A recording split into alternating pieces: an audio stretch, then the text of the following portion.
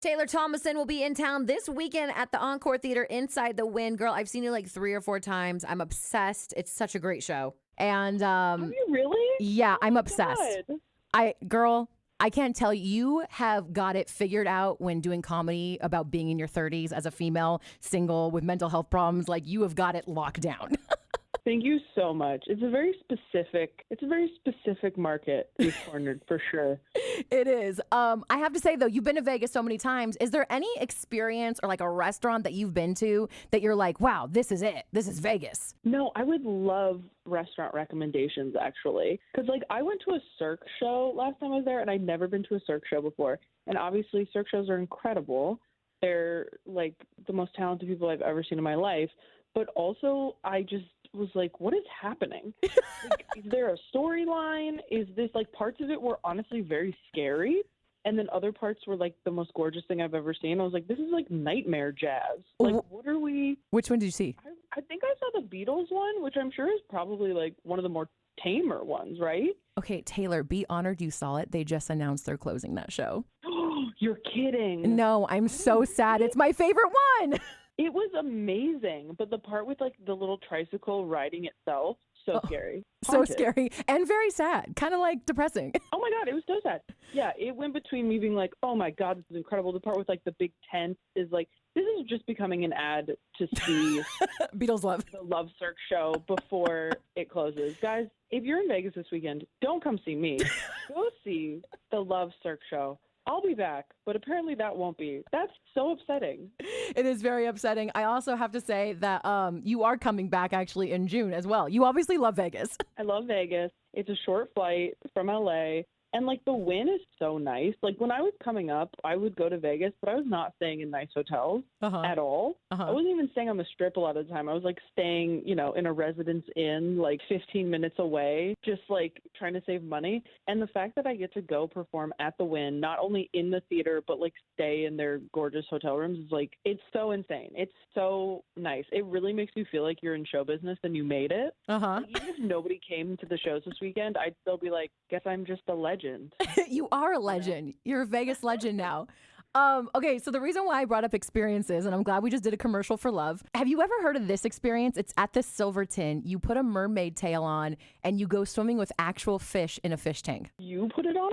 Yeah, you put a mermaid tail on. You could do it, Taylor. You could do it. Are you serious? I know that there are places where there are like people who are mermaids swimming around for your entertainment, but I didn't know you could put a mermaid tail on. Yeah, it's a new experience they added for adults, and they have a kid class. You can put a mermaid tail on and go swim with fish in a tank. What is it called? It's called like the Mermaid School at the Silverton. Bryn, write down Mermaid School at the Silverton. I'm not kidding. We can be mermaids. It's in Vegas.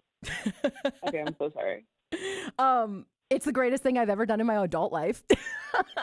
Is it? Can you swim? Like, it sounds scary because, like, you don't have your full feet. It is the most amazing.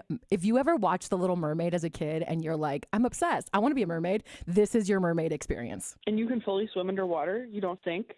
You don't sink. You flap around. They give you like a quick tutorial. They give you some goggles so you can see the fish swimming by. They're very docile because they're obviously used to people being in the tank.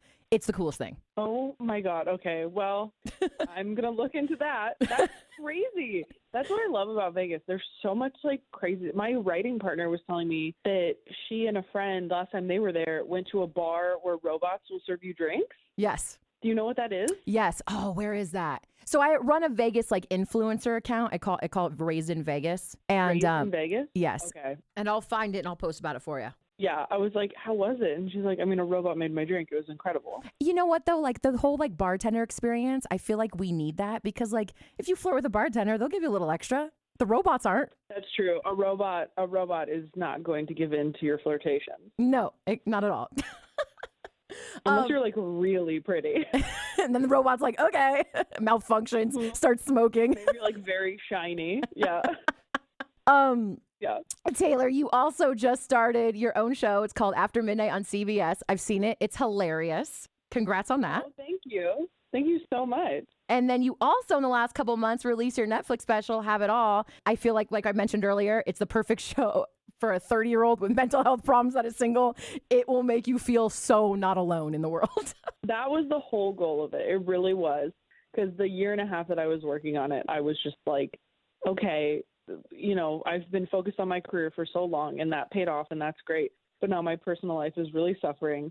And I had so many friends who were in the same boat, or vice versa, where like maybe they had a great relationship, but they hated their job, or maybe they felt like nothing in their life was going exactly how they planned. And I think 30 is like this terrifying age that when you hit, if everything didn't fall into place, you've been telling yourself for years, by the time I'm 30, it'll be fine. And then if you get to 30 and it's not fine, you're like, well, I'm just dying. Now I'm just slowly dying. It's all downhill from here. I feel like there's this pressure too as a 30-year-old to like get married, have kids, or you fail. You're a loser. And I feel like that's not the case. Like if you're a 30-year-old right now, I'm 34. If you're a 30-year-old right now, it's okay. You're 30, right? You just turned 30. Yeah. Taylor, it's okay. You'll get used to it. It's okay. Yeah, also, you don't have to do anything. You don't have to get married. You don't have to have kids. You don't have to have some crazy job. Like, you can make different choices. Life is really long. People have all kinds of different paths. 100%. One of the things you do talk about is dating on that show. But I have to ask, do you ever go on dates and people are like, do the comedy thing? Tell a joke. Because as a radio DJ, people are always telling me like, hey, can you do a radio break? I want to hear your radio DJ voice. They do not do that to you on dates. I swear to God. They're like, throw it to a song. Yeah, they're like, throw it to a song. Tell me what you're going to give away next. And I'm like, no.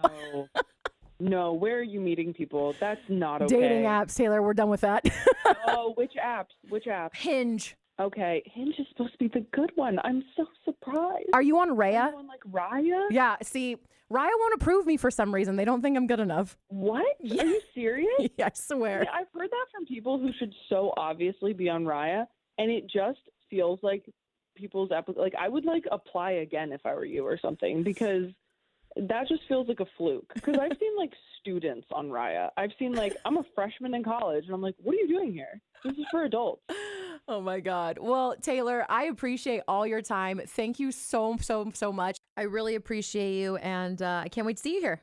Okay, so excited. I'm going to go follow your Instagram so I know what to do this weekend. You're the best. Thank you so much, Taylor. See ya.